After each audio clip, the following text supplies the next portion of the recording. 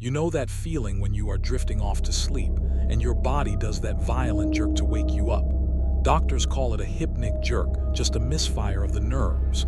I used to hate it. It felt like falling. But now, looking back, I am grateful for it. If my body hadn't jolted me awake that Tuesday night in November, I wouldn't be telling you this story right now. I would probably just be a cold case file in a police station basement, or a missing person poster staples to a telephone pole that people walk past without looking. It started about 3 months ago when I moved into a rental house in a suburb just outside of Columbus, Ohio. It was a small, single-story place, the kind built in the 50s with good bones but terrible insulation. The rent was cheap, which was perfect for me since I had just started an entry-level job in it and was drowning in student loans. My landlord, an older guy named Mr. Henderson, seemed nice enough, though he was a bit absent. He handed me the keys, told me the water heater was finicky, and left me to it. For the first 2 weeks, everything was great. It was my first time living totally alone, no roommates, no parents. I loved the freedom. But the thing about living alone in an old house is that you start to notice the sounds. The settling of the wood, the hum of the refrigerator, the wind rattling the single-pane windows. The first time I heard the noise, it was around 2:00 a.m. I was lying in bed scrolling through my phone when I heard a distinct thud directly above my bedroom. It wasn't a creak. It sounded heavy, like someone had dropped a bowling ball onto a pile of blankets. I froze, holding my breath, waiting to hear it again. Silence. I told myself it was raccoons. Mr. Henderson had mentioned that the previous tenant had issues with squirrels getting into the eaves. I fell asleep eventually, but I slept with the lamp on. A few days later, the noises changed. It wasn't just thuds anymore. It was a rhythmic, slow dragging sound. Scrape, pause, scrape, pause. It sounded like someone dragging a heavy sack across the wooden joists. I remember sitting up in bed, staring at the white drywall of the ceiling, trying to trace the path of the sound. It moved from the area above the living room down the hallway and stopped right above my bedroom door. That was when the logic started to fail. Raccoons don't drag things in straight lines. Raccoons don't pause to listen. The next morning, I grabbed a ladder from the garage. The access to the attic was a small, square panel in the hallway ceiling. It was painted shut, layers of white latex sealing the edges, which actually made me feel better. If it was painted shut, nothing human could have gotten up there without breaking the seal. I had to use a box cutter to slice through the paint just to push the panel up. I shined my flashlight into the darkness. It smelled stale, like dust and old newspaper. The insulation was that fluffy pink stuff heaped in piles. I scanned the area looking for animal droppings or a nest. I saw nothing. No footprints in the dust, no disturbed insulation. It was dead silent. I felt foolish. I lowered the panel, went to work, and tried to forget about it. But the atmosphere in the house shifted after that. You know how you can feel when someone is looking at you. I started getting that prickly feeling on the back of my neck whenever I was in the kitchen. I would be washing dishes and suddenly spin around, expecting to see someone standing in the doorway. It was always empty. Things started moving, small things. I'm a creature of habit. I put my keys in a bowl by the door every single day. One morning, they were on the kitchen counter. Another day, I found the milk sitting on the table, warm, like I had forgot to put it back in the fridge. I thought I was losing my mind. I thought the stress of the new job was making me forgetful. I even Googled early onset dementia at one point because I was so scared that I was losing gaps of time. Then came the night that changed everything. It was a Thursday. I had come home late from a shift and was exhausted. I crashed onto my bed around midnight. I was in that deep, heavy sleep when suddenly, snap, my eyes flew open. Above me, the ceiling creaked, but this time it wasn't a settle, it was a footstep. Creak. Then another. It was unmistakable. Someone was walking above me. The cadence was slow, deliberate. They were trying to be quiet, stepping carefully on the beams to avoid making noise, but the old wood was betraying them. I lay there paralyzed. My phone was on the nightstand. I reached for it, my hand shaking so bad I almost knocked over a glass of water. I unlocked the screen and dialed 911, but I didn't hit call yet. I needed to be sure. The footsteps stopped directly above my head. Then, I heard the most terrifying sound I have ever heard in my life. It was a voice. It was muffled by the drywall and insulation, but it was clear enough. A low, gravelly rasp. "He's awake." My heart hammered against my ribs so hard I thought it would crack them. I wasn't alone in the house, and whoever was up there wasn't talking to themselves. They were talking to someone else. I hit the call button. I whispered to the operator, "There are people in my attic." While I was on the phone, the dynamic changed. I heard a scuffle above quick, heavy movements. Then silence. The police arrived in under 10 minutes. They swept the perimeter. They came inside, guns drawn. I watched from the living room, wrapped in a blanket, shivering from adrenaline. 2 officers boosted themselves up into the attic hatch. I waited, expecting to hear shouting, a struggle, gunshots. Instead, one officer poked his head down. "Son, there's nobody up here." I felt like I was going to vomit. "That's impossible," I said. I heard them speak."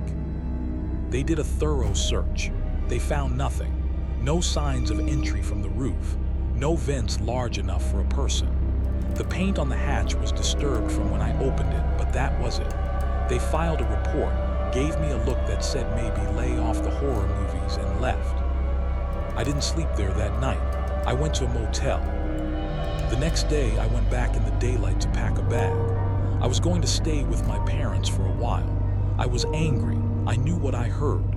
I wasn't crazy. I was grabbing clothes from my closet when I felt a draft, a cold breeze hitting my ankles. I pushed the clothes aside. The back of the closet was just drywall, but down near the floor, where the baseboard should be, there was a gap. It looked like the trim had been pried loose. I knelt down and pulled on the piece of wood. It swung outward on a hidden hinge. Behind the closet wall wasn't a stud. It was a dark, narrow space. A crawl space that ran alongside the house, connecting the walls to the attic without using the main hatch. I shined my phone flashlight into the hole. About 3 feet in, lying on a piece of cardboard, was a sleeping bag, and next to the sleeping bag was a stack of Polaroids. I reached in and grabbed the photos. My hands were trembling so violently I dropped half of them. I looked at the one on top. It was me, sleeping, taken from directly above my bed. I looked up at my bedroom ceiling. In the corner, nestled in the shadows of the crown molding, was a tiny hole, no bigger than a dime. I scrambled backward, scrambling out of the room, out of the house. I drove to the police station and didn't stop until I was inside the lobby. When the police returned with the K9 unit this time, they found him. He wasn't in the attic. He was underneath the house, in the crawlspace foundation, squeezed into a gap behind the furnace. He was a man in his 40s, thin, wired, wearing clothes that looked like they hadn't been washed in months. But here is the part that keeps me up at night. The part that makes me check the locks 3 times before I can even close my eyes. The police found his little camp in the wall space behind my closet. They found food wrappers, bottles of water, and a notebook. It was a log. He had been tracking my schedule. Leaves at 8:05 a.m. Returns at 6:30 p.m. Showers at 9:00 p.m. But the dates in the notebook didn't start when I moved in. They started 3 weeks before I moved in. He hadn't broken in. He was already there. When Mr. Henderson showed me the house, empty and clean, that man was behind the wall, listening to us discuss the rent. When I was moving my boxes in, thinking about where to put my TV, he was watching through the cracks, learning my routine. The footsteps in the attic weren't him walking around. It was him exercising, stretching his legs when he thought I was deep asleep or wearing headphones. I moved out that same day. I broke the lease, lost my deposit, I didn't care. I live in a high-rise apartment now on the 10th floor. Concrete walls, concrete ceilings, no attics, no crawl spaces. But sometimes when it's really quiet, I hear a noise from the apartment above me. Just a normal heavy footstep of a neighbor. And every single time I freeze, I stop breathing, and I wait for the voice to say, "He's awake." If you think about it, ordering food is actually kind of insane. You tap a few buttons on a screen, and 30 minutes later, you unlock your front door, the one barrier keeping you safe from the rest of the world, to let a complete stranger stand on your threshold. We do it so often we don't even process the risk anymore. I certainly didn't until last Friday. Now, I don't think I can ever look at a delivery tracker the same way again without feeling sick to my stomach. I live in a garden-level apartment in a decent complex just outside of Denver. It's not the Ritz, but it's gated, and most of my neighbors are young professionals or grad students like me. My name is Alex, and I spend most of my Friday nights unwinding with video games and avoiding the crowded downtown bar scene. That night was typical. It was raining hard, a cold, sleety mix that slapped against my living room window. Around 11:30 p.m., I realized I hadn't eaten since lunch. I pulled up a popular delivery app and ordered a large pepperoni from a local place called Tony's Pizza. I'd ordered from them a dozen times.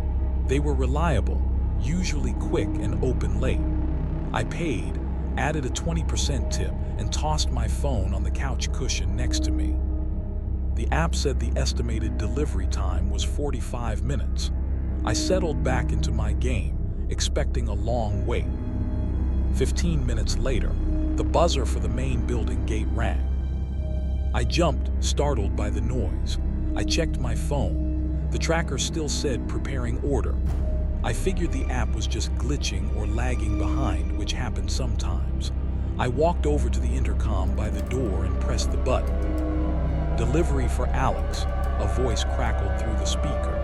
It sounded distorted, static-heavy, but that was normal for this cheap system. "Buzzing you in," I said, holding the button down for a few seconds.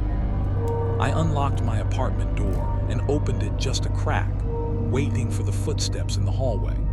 I lived at the end of a long corridor, so I could usually hear the heavy boots of delivery guys echoing on the tileway before they reached me.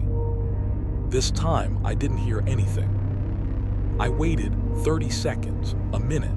The hallway was dead silent. I was about to step out and look when a shadow suddenly fell across the crack in the door. He was standing right there. He had moved so quietly I hadn't heard a single step. I opened the door wider. Standing there was a guy who looked to be in his 30s. He was wearing a soaked gray hoodie with the hood up and dark jeans. No uniform, no branding. He was holding a white pizza box that looked a little beaten up. "Tony's?" I asked. He didn't make eye contact. He was looking past me, scanning the living room behind my shoulder. "Yeah, pizza." His voice was flat, monotone. He held the box out, but he didn't extend his arms fully. He kept it close to his chest, forcing me to step slightly out of my doorway to reach for it. "Thanks," I said, grabbing the box. It felt light and cold. "Tip," he mumbled. "I tipped on the app," I said, stepping back and starting to close the door. He put his hand on the doorframe, just casually like he was leaning, but his fingers curled around the wood. His fingernails were dirty, caked with something dark. "App didn't show it," he said. He finally looked at me. His eyes were wide, bloodshot, and unblinking. "Cash tip." My stomach dropped. I knew for a fact I tipped, but I didn't want to argue with a weird guy in a dark hallway at midnight. "Hold on," I said. "Let me check my wallet." I turned my back on him to grab my wallet from the kitchen counter, leaving the door cracked open against his hand. I grabbed a $5 bill, my heart hammering a little faster than it should have. I just wanted him gone. When I turned back, he was standing inside my apartment. He had stepped fully onto the entry mat. Water dripped from his jeans onto my floor. He was breathing heavily through his nose, a wet, congested sound. "Dude, wait outside," I snapped, the fear suddenly spiking into anger. He stared at me for a second, then snatched the $5 bill from my hand. He didn't say thank you.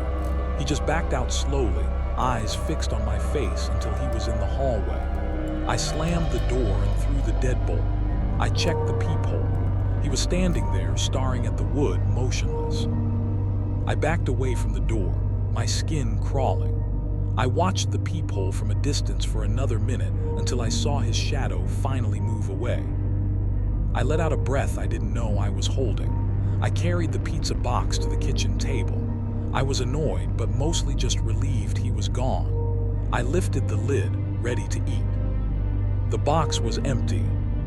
There was no pizza. There was no grease stain.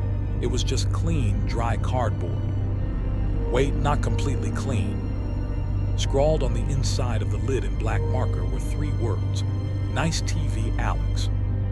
My blood ran cold.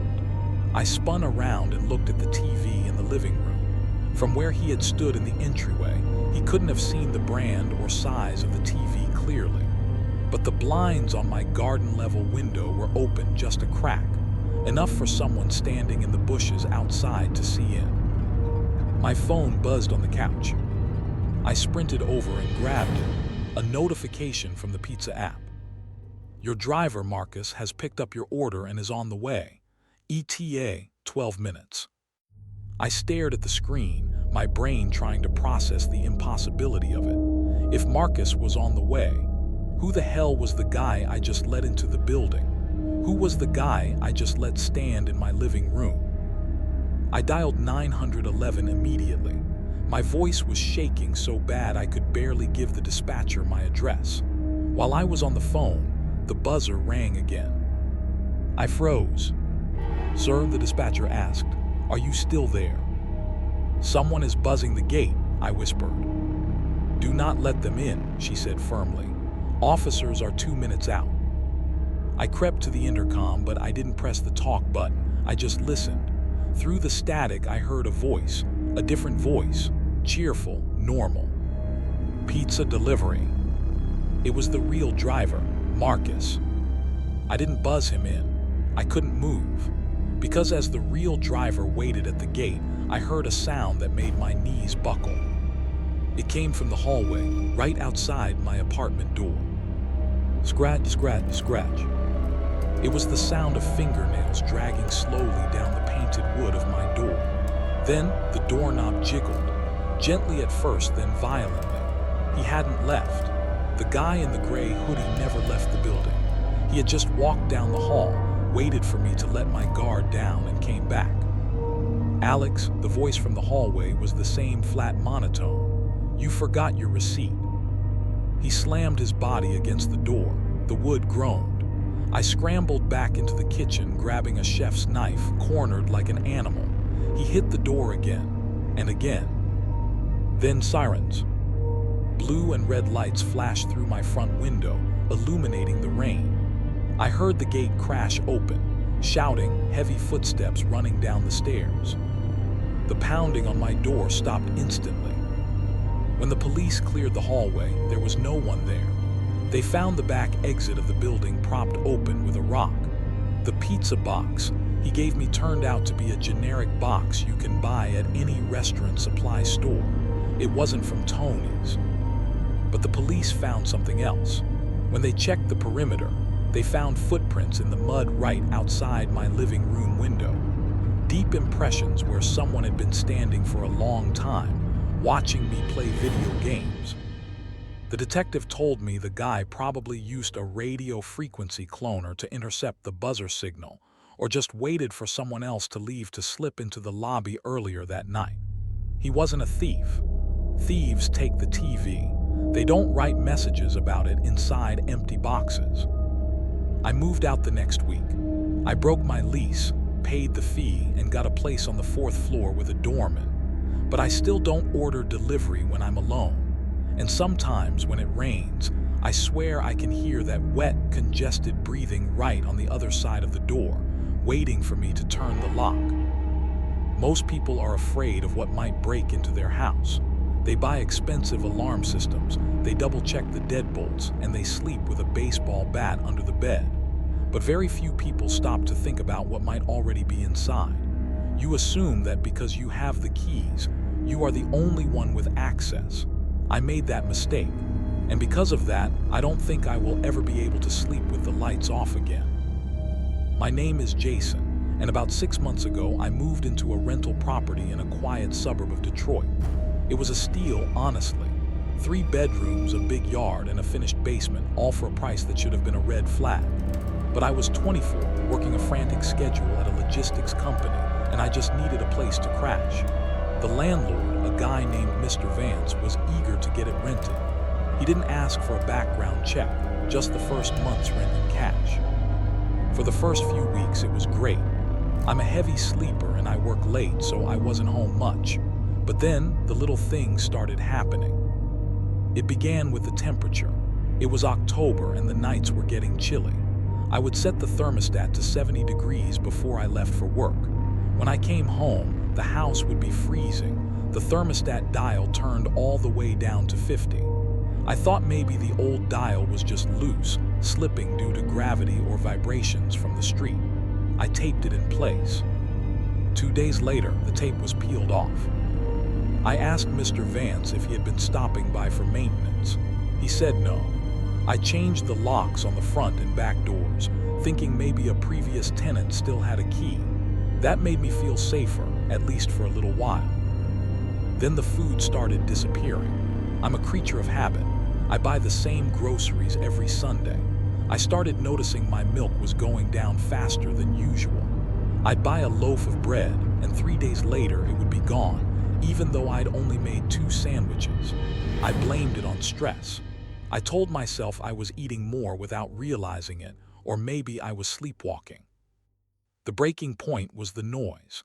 I was lying in bed around 2:00 a.m., scrolling through Reddit when I heard it. A soft, rhythmic thump coming from the floor vents. My bedroom was right above the basement. I froze. It sounded like footsteps. Heavy, deliberate footsteps packing back and forth on the carpet downstairs. I grabbed the heavy Maglite flashlight I keep on my nightstand and crept out into the hallway. The house was dead silent. I opened the door to the basement stairs. It was pitch black down there. The air that rushed up smelled wrong. It didn't smell like mildew or old laundry anymore. It smelled like BO, like stale sweat and unwashed clothes. "Hello," I called out, my voice cracked. Silence. I went down, turning on every light. The basement was empty, just my washer, dryer, and some boxes of winter clothes. I checked the small windows. They were all locked and painted shut. I felt like I was losing my mind. I checked every corner behind the furnace under the stairs. Nothing. I went back upstairs, but I didn't sleep. The next day, I decided to get smart. I didn't have the money for a full security system, so I bought a high-end baby monitor. One of those ones that connects to an app on your phone and picks up audio and motion. I hid the camera unit on a bookshelf in the basement, facing the center of the room, behind a stack of old magazines. That night, I stayed at a friend's house. I didn't want to be there. I wanted to catch whatever this was from a safe distance. Around 3:15 a.m., my phone buzzed. Motion detected. I opened the app. The feed was grainy, illuminated by the camera's night vision. At first, I saw nothing, just the gray stillness of the basement. Then I saw movement near the far wall. The wall in the basement was wood-paneled, that ugly 70s style. As I watched on my tiny phone screen, a section of the paneling, a part I thought was just a solid wall, swung inward. A figure crawled out. It was a man. He was incredibly thin, shirtless, his ribs showing through his pale skin. His hair was long and matted. He crawled out of the hole in the wall like a spider, moving with a terrifying familiarity. He didn't stumble in the dark. He knew exactly where he was going. I watched in horror as he walked over to my laundry basket. He picked up one of my work shirts, buried his face in it, and inhaled deeply. Then he put it on. He walked out of the frame towards the stairs. I called 911 immediately. I was screaming at the dispatcher, telling them there was a man in my house, that he was coming up the stairs. I stayed on the line, watching the camera feed, praying he would come back down so I knew he wasn't waiting for me to come home. 10 minutes later, he came back into the frame. He was holding a carton of my orange juice. He sat in the middle of the floor, drinking directly from the carton, rocking back and forth. Then he stopped. He looked directly at the bookshelf, directly at the hidden camera. His face was gaunt, his eyes sunken and dark. He didn't look scared. He looked angry. He stood up, walked right up to the lens until his eye filled the entire screen and whispered something. The microphone picked it up clearly. "Jason isn't home." The feed went black. He had crushed the camera. The police arrived 5 minutes later. They found the basement empty, but they found the panel. It was a false wall, cleverly built to look like the rest of the siding. Behind it was a utility crawl space that ran under the front porch. It was a disgusting nest. There was a sleeping bag caked in filth. There were wrappers from my food. There were bottles of my urine. He had been using them so he wouldn't have to flush the toilet and make noise. But the worst part was the wall. Taped to the concrete foundation wall were pictures, dozens of them. They weren't photos he had taken. They were photos he had stolen. Pictures of me from my high school yearbook, prints of my Facebook profile picture, and in the center of the collage was a piece of paper with a list written in shaky handwriting. Monday left at 8:05, blue shirt. Tuesday left at 7:50, forgot lunch. Wednesday showered at 9:00 p.m. He wasn't just living there, he was studying me. The police never found him. He had a secondary exit, a small ventilation shaft that led out into the bushes in the backyard. The grate had been unscrewed from the inside. I moved out that morning. I didn't pack everything. I left the clothes, the furniture, anything he might have touched. I just took my documents and left. I live in a 4th-floor apartment now, a secure building with cameras in the hallway and a doorman. I feel safer. But sometimes when I'm walking down the street, I see someone thin and pale out of the corner of my eye. And sometimes when I come home from work, I get this sinking feeling that my apartment smells just a little bit like stale sweat. The detective told me that based on the trash in the crawl space, the guy had been living there for at least a year, long before I moved in. Which means when I toured the house with the landlord, when I was walking around the basement talking about where I'd put my TV, he was right there, inches away behind a piece of plywood, holding his breath, waiting for me to sign the lease.